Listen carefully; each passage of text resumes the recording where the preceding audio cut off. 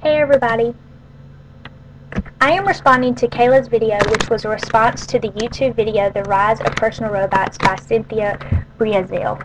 First, I will again summarize the 3 points brought up by Breazeal, and then I will touch on a few important points that Kayla lays out, and finally I will relate the video to more recent articles that draw connections to this YouTube video about personal robots. As Kayla mentioned, ever since Cynthia Breazeal was a child, she has always wondered why robots were used by NASA but not in the home. She figured out that the main reason was because robots were being created to interact with things rather than people. To change this, Breazeal was determined to create a robot that was able to socially interact with humans. Her idea was that if we design these robots to communicate with us using the same sort of nonverbal cues that people use, people respond to these robots a lot like they would respond to humans. The three main ideas that Breazeal discusses are the uses of robots in communication, health, and media. In relation to communication, Breazeal believes that robots can create a more interactive environment for people to communicate within.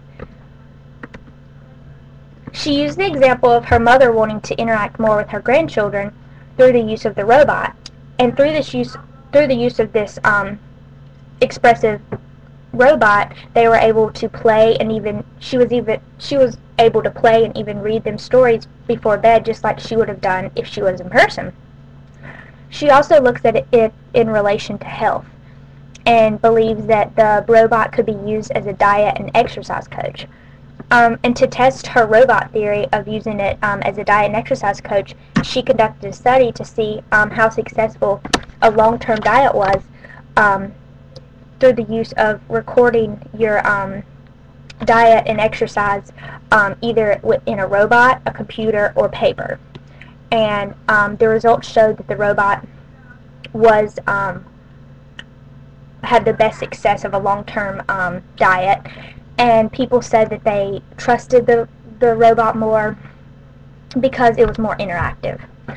The next thing that Breazeal talks about is in relation to robots used within the media, and feels that a robot could be used in a way to allow children to interact with the virtual world by feeling connected to the games that is being played. And so instead of playing video games now, it showed a projection of a game, and a kid was able to, like kick a ball, and it was a virtual ball, but it looked like it was real, and then it went through into the virtual world. So it's like you're still getting the physical exercise, but yet it's in a virtual world, so you feel like you're actually in the game. Kayla brought up some great points about in relation to Slack and Wise's article on convenience, and the idea that these personal robots represent convenience in the sense that they conquer space and they save time. She mentions that now it's more convenient to communicate with our relatives across the world because we can feel more connected to them. Now we don't have to manage our diets and exercise. Our personal robot can, and now kids are more involved in their games in the virtual world while still having physical exercise while doing so. But my question is this going too far? And I feel like this is the main concern for many people that oppose these new technology inventions. As Spengel mentions in her article about smart homes, the idea of intelligent agents becoming more lifelike while humans become more thing-like. And as Breazeal mentions at the beginning of the video, she feels that the problem with robots were that they were designed to interact with things rather than humans. And my question is, in the process of creating robots that socially interact with humans, have we now created a technology that's more lifelike while we're becoming more thing-like? And I think that one could argue this in some of the aspects that Breazeal mentions with the robot in relation to both the health and media. For instance, do we really need a personal robot to track our diet and tell us how to exercise? And is this taking away from our free will as a human being of deciding things on our own? And why should we have to listen to this robot in the way that he or she feels that we should eat or exercise? And also in relation to robots in gaming, media. If a child is not interacting with games but still getting the physical exercise, then there's not much need to go outside and play with your friends. And I feel like this is one of the most important aspects of being a child, is growing up having the ability to play outside with your friends and getting that social interaction with friends and just being outside in general. But now if you are able to interact so much with a game, what's the need of having a bunch of friends and going outside and playing kickball when you can play kickball and feel like you're in the game itself?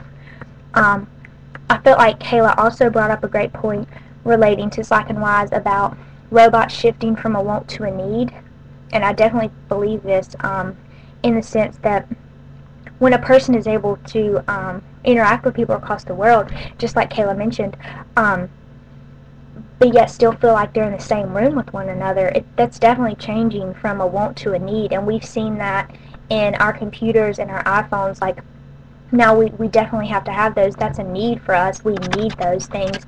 And on those things, we're able to telecommunicate with people.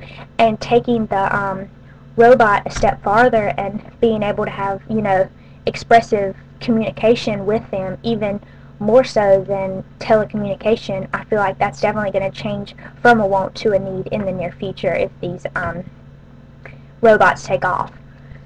I feel like the I Spy article about surveillance and the power in the interactive era is also relating to Breazeal's idea of personal robots, and not really in the sense that Breazeal wants to use the robots in, such as communication, health, and media gaming, but I think it's a important point to think about, because just as this article says, it's talking about privacy issues on the internet and how digital footprints leave tracks of information about yourself. And as Breazeal mentions at the beginning of the article, that if we design these robots to communicate with us in the same sort of in the nonverbal cues that people use, that people respond to robots just like they respond to another human, then I think this is like sort of a scary issue, that if we're like trusting a robot just as we trust our best friend or something like that, we would tell them everything.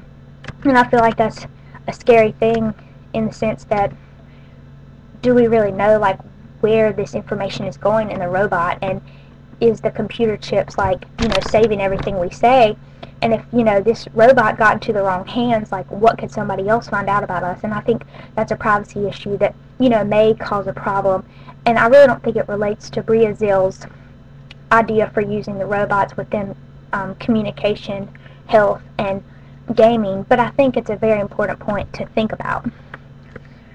And I also thought, while reading this article, especially in relation to the media used, the robot used within health, the idea that when she did the study, that the robot was the one that was most successful in the long-term success of a diet, because the person trusted the robot more because it was able to interact with them. And I felt this related to Berman's article, Coming to Our Senses. In one of the pages of the article, he talked about how these babies in a different country were held for the first 2 years of their lives, and they never experienced any gap or sense of an emptiness within themselves, because they had this interaction and this love and this feeling of comfort for the first 2 years of their lives. So, after those first 2 years, they did not spend their whole life trying to prove that they existed or searching for their sense of self.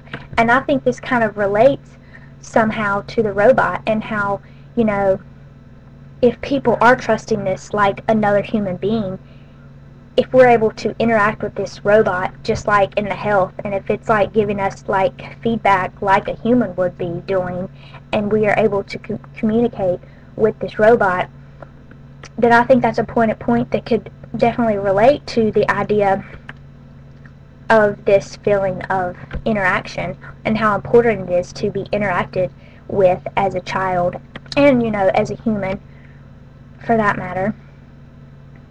And but I also think that one of the main points that I wanted to make is that in response to Kayla's video about convenience, I just wanted to see if it was actually going too far. And I think that's one of the main points that, someone might have to think about using robots in the future, just making sure that there's no privacy breaches that would be crossed and everything will be kept private. And I felt like that was my main point that I was trying to make.